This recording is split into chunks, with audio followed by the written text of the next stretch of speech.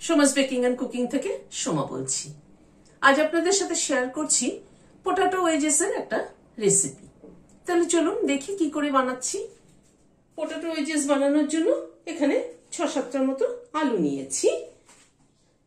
এবার আলুটাকে কেটে নিচ্ছি।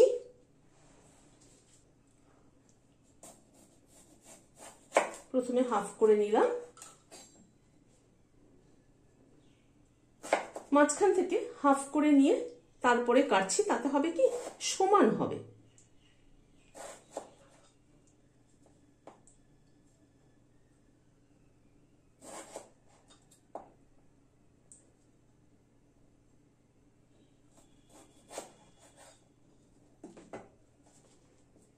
এইভাবে আলুগুলোকে কেটে জলে ফেলে দিচ্ছি।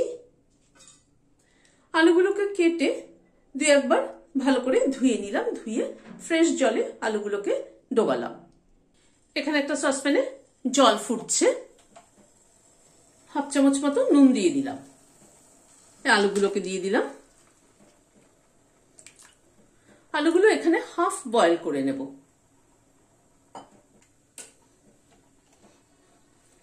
জলটা ফুটে উঠুক, গ্যাসের ফ্লেমটাকে বাড়িয়ে দিয়ে আলুগুলোকে মিনিট ৩-৪ সময় ধরে বয়েল করে নেব। ৩-৪ মিনিট সময় ধরে আলুটাকে বয়েল করে নিলাম। আলু কতটা বয়েল করব সেটা অবশ্য নির্ভর করে আলুটা কিরকম আর কি। আর কখনোই চন্দ্রমুখী দিয়ে করবেন না, জ্যোতি দিয়ে করবেন। জ্যোতি, এটা কিন্তু জ্যোতি আলু দিয়ে করছি। আলুটাকে একটু ছেঁকে তুলে নিচ্ছি।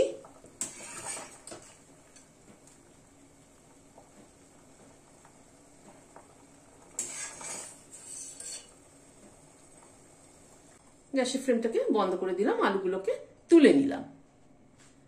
এখানে একটা বোল নিলাম, হাফ কাপ মেজারিং কাপের হাফ কাপ ময়দা নিলাম, 1/4 কাপ কর্নফ্লাওয়ার দিলাম, হাফ চামচেরও কম নুন দিলাম, গোলমরিচের গুঁড়ো দিলাম হাফ চামচ, চাট মশলা দিলাম হাফ চামচ, আমচুর পাউডার দিলাম হাফ চামচ, চিলি ফ্লেক্স দিলাম এখানে হাফ চামচ। সবগুলোকে একসাথে মিশিয়ে নিচ্ছি।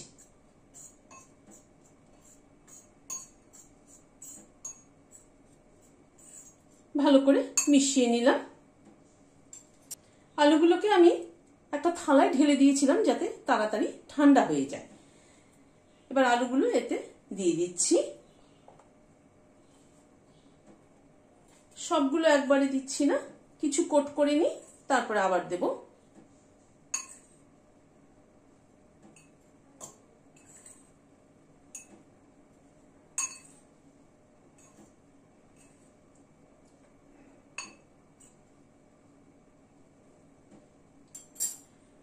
কোট করে একটুখানি ঝেড়ে নিচ্ছি, নিয়ে থালায় তুলে নিচ্ছি। আবার এগুলোকে দিয়ে দিচ্ছি।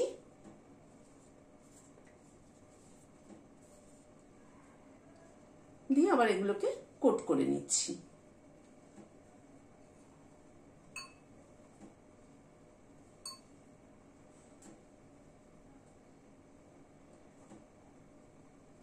কোট করে এক্সেসটা একটু ঝেড়ে নিচ্ছি।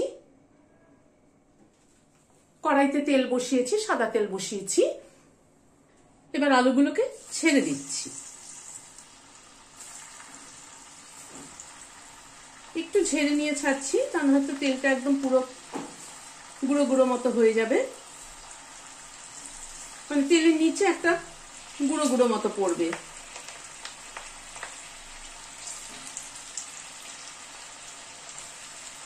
তেলটাকে ভালো করে গরম করে নিয়েছি।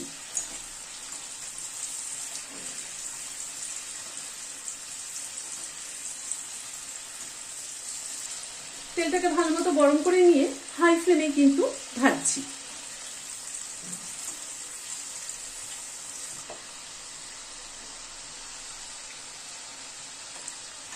আলুগুলোকে লাল করে ভেজে নিলাম, প্রায় মিনিট 2 সময় ধরে আলুগুলোকে ভেজে নিলাম। এবার তুলে নিচ্ছি, আবার ছেড়ে দিচ্ছি কিছুটা।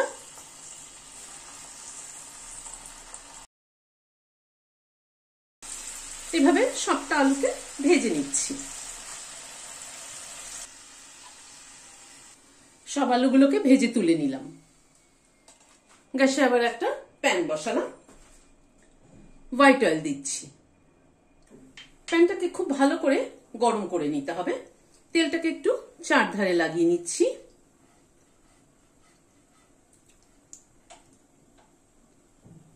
এখানে 4টে পেঁয়াজ খুব ছোট ছোট করে কেটে নিয়েছি, এটা আমি চপারে চপ করে নিয়েছি। পেঁয়াজটা দিয়ে দিলাম, 4টে ছোট ছোট পেঁয়াজ, খুব বড় ছিল না পেঁয়াজগুলো। পেঁয়াজটাকে গ্যাসের ফ্লেমটাকে হাই করে হালকা করে সতে করে নিচ্ছি।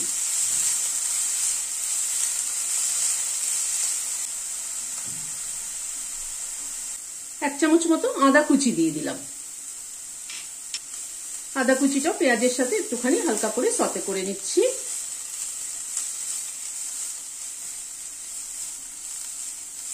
এই মিনিট 2 সময় ধরে আদা আর পেঁয়াজটাকে একটুখানি নাড়াচাড়া করে নিলাম। পেঁয়াজটা কিন্তু কালারটা খালি চেঞ্জ হয়েছে, পেঁয়াজ কিন্তু বেশি ভাজলে হবে না, কিন্তু গ্যাসের ফ্লেমটাকে হাই করে দিয়ে জাস্ট 1-2 মিনিট একটুখানি নাড়াচাড়া করে মানে সতে করে নিলেই হবে। এখানে 2 চামচ টমেটো কেচাপ আছে, টমেটো কেচাপ দিয়ে দিলাম।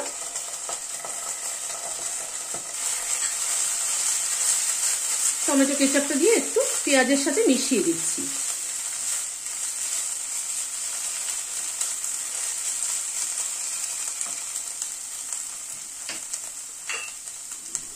অল্প একটু গোলমরিচের গুঁড়ো দিয়ে দিলাম,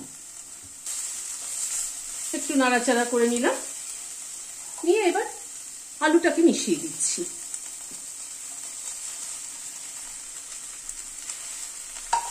আলুটাকে পেঁয়াজের সাথে একটুখানি জাস্ট টস করে নেব।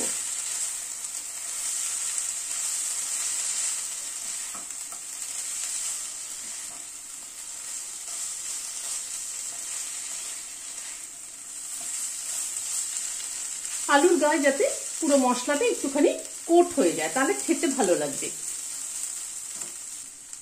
1 চামচ চিলি ফ্লেক্স দিয়ে দিলাম,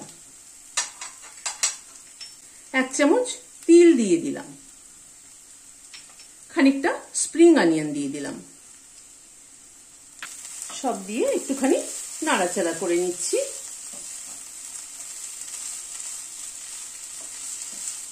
এটা কিন্তু যেমন স্টার্টার হিসেবেও খাওয়া যায়, তেমন কিন্তু রুটি দিয়েও কিন্তু ভালো লাগবে খেতে। এটা স্টার্টার হিসেবে বানিয়ে দিতে পারেন, বাড়িতে কেউ গেস্ট এলে পরে এটা কিন্তু স্টার্টার হিসেবে বানিয়ে দেওয়া যেতে পারে। গ্যাসের ফ্লেমটাকে বন্ধ করে দিচ্ছি, দিয়ে সার্ভ করে দিচ্ছি। এটা কিন্তু বাড়িতে গেস্ট এলে স্টার্টার হিসেবেও বানিয়ে দিতে পারেন, বা রুটি পরোটার সাথেও কিন্তু খাওয়া যেতে পারে। আপনাদের কেমন লাগলো আমাকে কমেন্ট বক্সে জানাবেন। ভালো লাগলে একটা লাইক এবং সাবস্ক্রাইব করার অনুরোধ রইল। আজ তাহলে এখানে শেষ করছি। নমস্কার।